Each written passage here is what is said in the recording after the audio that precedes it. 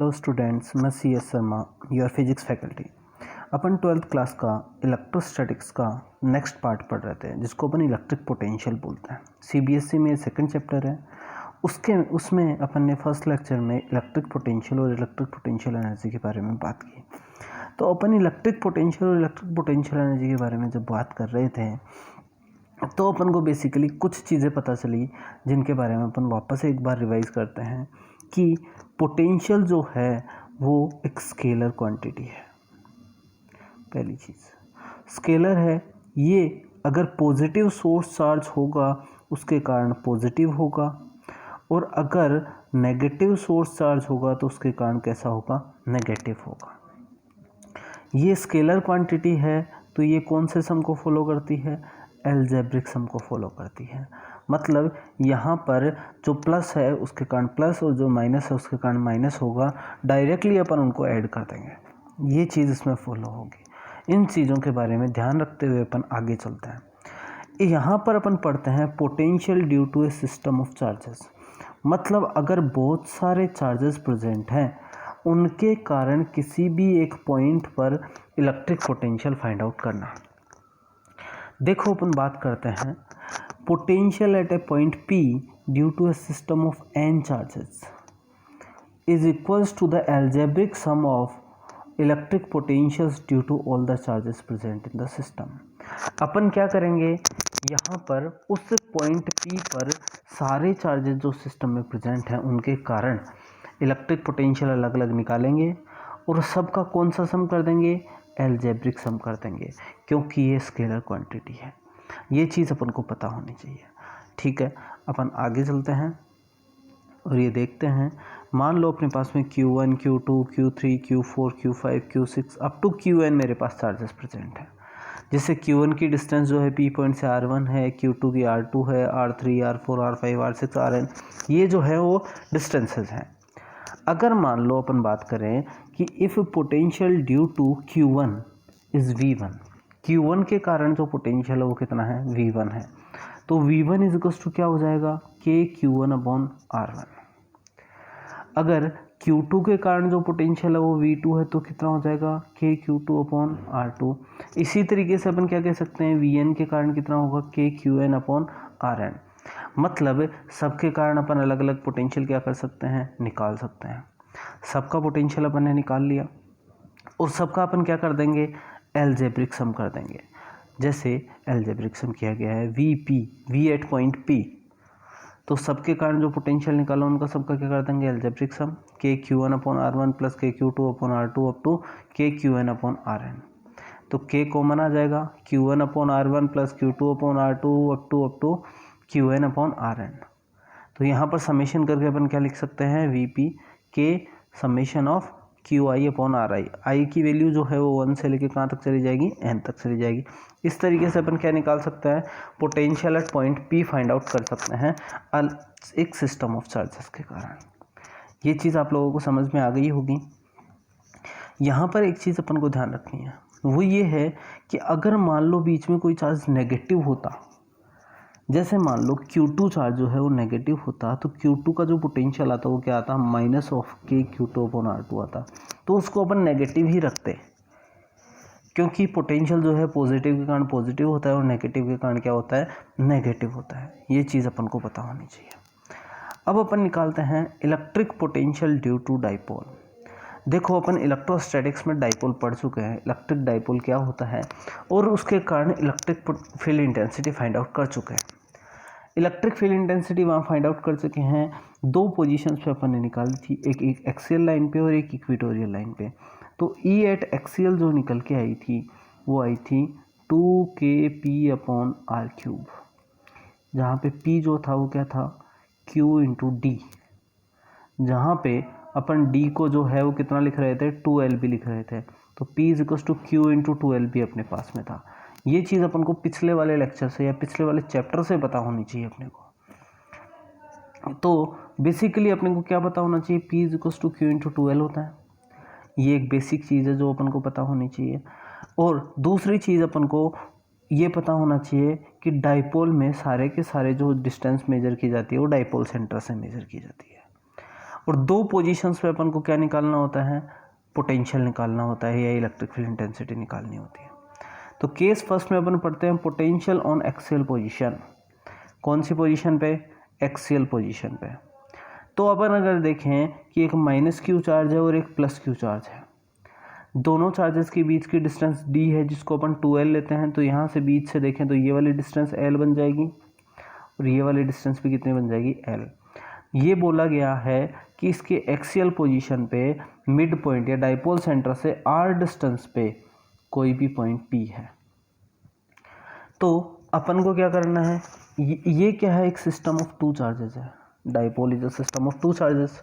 अपन ऊपर पढ़ के आए हैं कि potential due to a system of n charges पढ़ के आए हैं। तो सबके कारण अपन पोटेंशियल निकालेंगे और सबका क्या कर देंगे, अलजेब्रिक सम कर देंगे। तो यहाँ पे दो चार्जेस हैं तो पहले प्लस क्यू के कारण निकालेंगे जिसका पोटेंशियल प्लस होगा, माइनस क्यू के कारण निकालेंगे जिसका पोटेंशियल क्या होगा, माइनस होगा, और दोनों को अपन क्या कर देंगे, अलजेब्रिक सम कर देंगे। इस तरीके से अपन इसका पोटेंशियल निकालेंगे। देखो अपन बात करते हैं potential at point P which is r distance from the dipole centre on axial line will be equals to the algebraic sum of potentials due to both the charges present in the dipole। दोनों के कारण अलग अलग क्या निकालेंगे, potential निकालेंगे, और उनके कारण जो पोटेंशियल निकलेंगे उनका क्या कर देंगे, अलजेब्रिक सम कर देंगे। ये चीज़ आप लोगों को पता होनी चाहिए। देखो v at point P will be equals to v due to minus q plus v due to plus q। यहाँ पर क्या करें, माइनस क्यू के कारण जो पोटेंशियल होगा वो माइनस होगा और प्लस क्यू के कारण जो पोटेंशियल होगा वो क्या होगा, प्लस होगा। तो v due to minus Q ये निकालना है सबसे पहले। अगर v due to minus Q निकालना है तो जो माइनस क्यू चार्ज है उससे जो डिस्टेंस है वो कितनी है, r2 मान रहे थे। r2 की वैल्यू जो थी वो कितनी थी, r प्लस एल थी। तो सबसे पहले यही लिख लेते हैं, माइनस ऑफ के क्यू अपॉन r2, और v due to plus Q कितना आ रहा था, के क्यू अपॉन r1, यही आ रहा था। दोनों को क्या कर दें अपन, ऐड कर देते हैं। जब दोनों को अपन ऐड कर देते हैं तो अपने पास में क्या आ जाता है, के क्यू तो कॉमन आ जाता है, बचता क्या है, 1/r1 प्लस का है, 1/r2 माइनस का है। तो यहाँ पे v एट पॉइंट P क्या निकल के आता है, के Q 1/r1 minus 1/r2। LCM लेते हैं तो क्या आता है, r1 इंटू r2, तो क्या हो जाएगा, r2 माइनस r1 आ जाएगा। एलसीएम लेंगे तो अब वैल्यूज़ प्लेस कर देते हैं। r1 की वैल्यू जो आ रही है वो r माइनस एल है, और r2 की वैल्यू जो आ रही है वो कितनी आ रही है, r प्लस एल आ रही है। तो दोनों की वैल्यूज जब अपन प्लेस करेंगे तो अपने पास में क्या निकल के आएगा, r plus L minus r minus L. तो ये ऊपर तो कितना बच जाएगा, 2l, और ये a प्लस बी और a माइनस बी वाले फॉर्मूले से क्या हो जाएगा, r square minus L square आ जाएगा। तो यहाँ से क्या कर सकते हैं, k into 2l into Q r square minus L square. तो यहाँ पे क्या आ जाएगा, इस q इंटू 2l जो लिखा हुआ है इसको अपन क्या लिख सकते हैं, p लिख सकते हैं। तो ये क्या आ गया, v at point P V P is equal to K P upon r square minus L square, यही आ जाएगा। तो ये था अपने पास में विदाउट अप्रोक्सीमेशन, ये जो चीज़ आई है वो विदाउट अप्रोक्सीमेशन आई है। अगर अपन विद अप्रोक्सीमेशन देखें, आइडियल जो डाइपोल होता है उसके लिए क्या चीज़ होती है, if L is very small as compare to R, so we can neglect L as compare to R। तो इस यहाँ पे किसको नेगलेक्ट कर सकते हैं अपन, इस L को नेगलेक्ट कर सकते हैं। जैसे ही इस L को नेगलेक्ट करेंगे तो क्या हो जाएगा, V P is equal to K P upon R square, क्या आ जाएगा, K P upon R square. तो वी एट एक्सियल लाइन कितना होता है, के पी अपॉन आर स्क्वायर आता है। ये चीज़ अपन को पता होनी चाहिए। नेक्स्ट अपन देखते हैं पोटेंशियल एट इक्वेटोरियल लाइन। देखो इक्वेटोरियल पोजीशन पे या इक्वेटोरियल लाइन पे, तो यहाँ पर अगर अपन देखें कि दोनों चार्जेस के कारण अपन पोटेंशियल निकालेंगे और दोनों का क्या कर देंगे, अलजेब्रिक सम कर देंगे।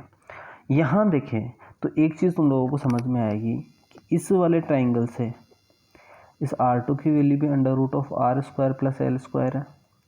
यहाँ से इस ट्राइंगल से अगर under root of R square plus L square, इसकी वैल्यू भी यही आएगी। तो यहाँ से ये वाली वैल्यू और ये वाली वैल्यू दोनों सेम अगर आ रही है तो इसका मतलब क्या है, R1 is equal to R2 है। ये चीज़ अपन को पता होनी चाहिए। ये चीज़ क्लियर है तो ये आंसर इजी वे में आ जाएगा। देखो अब अपन निकालते हैं V at point due to minus Q charge. तो कितना आ रहा था, के क्यू माइनस का upon R1, K Q plus वाले का कारण जो होगा वो के क्यू अपॉन R2 आएगा। अगर ये R1 और R2 दोनों के दोनों बराबर हैं तो ये दोनों एक दूसरे को कैंसिल कर देंगे और अपना आंसर कितना आएगा, 0 आएगा। देखो इसी चीज़ को आगे देखते हैं अपन, v due to plus Q plus v due to minus Q, तो K Q upon R2 minus K Q upon R1, K Q 1 upon R2 minus 1 upon R1, K Q को कॉमन ले लिया, यहाँ पर ये वाली चीज़ इक्वल है तो 1 upon R2 minus 1 upon R1 ये कितना हो जाएगा, 0। तो 0 को मल्टीप्लाई करते ही कितना आ जाएगा, 0 आ जाएगा। वी एट पॉइंट पी कितना आ जाएगा, 0 आ जाएगा। ये चीज़ अपन यहाँ से देख सकते हैं। तो इक्वेटोरियल पोजीशन पे कितना आ जाता है, 0 आ जाता है। ठीक है, अब तीसरा एक केस है, when the point P is at any angle theta with axis of dipole. इस एक्सिस ऑफ डाइपोल से कितने डिग्री एंगल पर, थीटा डिग्री एंगल पर होता है। तो अगर वो थीटा डिग्री एंगल पर होता है तो अपन क्या करें, अपन के पास में दो तरीके हैं। पहला तरीका तो ये है कि यहाँ से ये डिस्टेंस फाइंड आउट करें, ये डिस्टेंस फाइंड आउट करें, इस डिस्टेंस को R1 मान लें, इस डिस्टेंस को R2 मान लें और अलग अलग निकाल के सोल्व करें, जो बहुत लेंथी मेथड हो जाता है। दूसरा मेथड क्या है, दूसरा मेथड ये है कि ये जो डाइपोल दिया हुआ है जिसका डाइपोल मोमेंट P है, उसके दो कंपोनेंट कर लें अपन, एक थीटा की तरफ वाला कंपोनेंट और एक थीटा के अपोजिट डायरेक्शन का कंपोनेंट। जो थीटा की तरफ वाला कंपोनेंट होगा उसके लिए ये पॉइंट कौन सा हो जाएगा, एक्सियल लाइन पे। जैसे इसको अलग अलग कर लेते हैं, यहाँ पर मान लो मैंने इस डाइपोल को दो पार्ट में तोड़ लिया, एक के लिए ये पॉइंट P एक्सियल होगा, एक के लिए ये पॉइंट P जो होगा वो इक्वेटोरियल होगा। जो एक्सियल वाला डाइपोल है उसका डाइपोल मोमेंट कितना आ गया, P कोस थीटा, और एक्सियल लाइन पे वो पॉइंट हो गया R डिस्टेंस पे P। दूसरे के लिए क्या हुआ, इसके लिए डाइपोल मोमेंट आया P साइन थीटा, और उसके लिए जो है वो पॉइंट जो P है वो कितने डिस्टेंस पे हो गया, R डिस्टेंस पे। अब देखो मेरे पास में दो क्वेश्चन हो गए।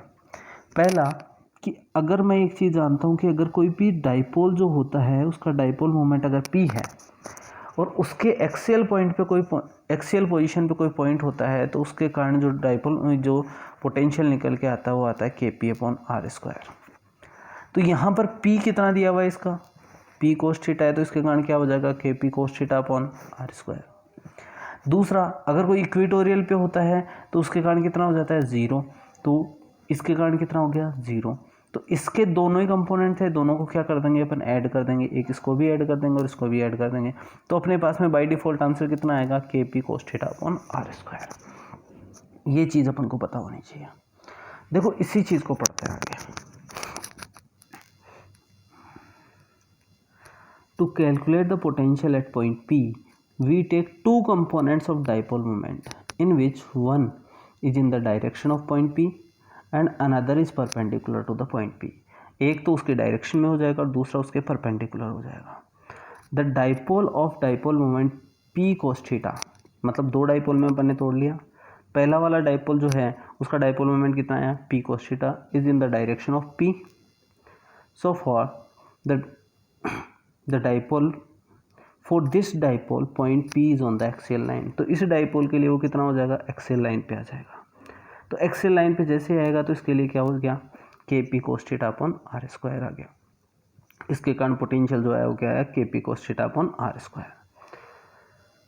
दूसरा वाला देखते हैं, the dipole of dipole moment P sine theta is perpendicular to the line joining of P। दूसरा वाला जिसका डाइपोल मोमेंट जो है वो कितना है, दूसरा कंपोनेंट जो अपन ने किया जिसका डाइपोल मोमेंट कितना है, P साइन थीटा, उसके लिए वो कौन सा है, परपेंडिकुलर लाइन पे है। So the point P is on equatorial position of this dipole. उसके लिए क्या हो गया, इक्वेटोरियल पोजीशन आ गया। Then potential due to this dipole is V2। Therefore V at point P is equals to V1 plus P2। दोनों के कारण क्या हो गए, ऐड कर लिया। तो जैसे ही दोनों को ऐड करेंगे अपने पास में क्या आंसर आ जाएगा, KP cos theta upon R²। कितना आ गया, KP cos theta upon R² निकल के आया अपने पास में। देखो ये जनरल क्वेश्चन है, जनरल क्वेश्चन है। तो अगर कोई भी मान लो डाइपोल है, उसकी इक्वेटोरियल लाइन के लिए जो डाइपोल मोमेंट है उसके साथ में एंगल कितना होता है, theta is equal to 0 degree. तो जैसे ही इसमें 0 डिग्री रखेंगे तो वी एट एक्सियल निकलेगा, तो वी एट एक्सियल निकलेगा, कोस 0 की वैल्यू 1 होती है तो वो कितनी आ जाएगी, के पी अपॉन आर स्क्वायर। और अगर इक्वेटोरियल पे चल जाएंगे तो एंगल कितना हो जाएगा, 90 डिग्री। तो कोस 90 की वैल्यू कितनी हो जाती है, 0। तो वी एट इक्वेटोरियल कितना हो जाएगा, 0। तो इस फॉर्मूले से अपन दोनों चीज़ें निकाल सकते हैं। ठीक है, आज के लेक्चर में अपन इतना ही पढ़ते हैं। नेक्स्ट लेक्चर में अपन पढ़ेंगे इक्वी पोटेंशियल सरफेस के बारे में और उसकी कैरेक्टरिस्टिक्स के बारे में। ठीक है, थैंक यू।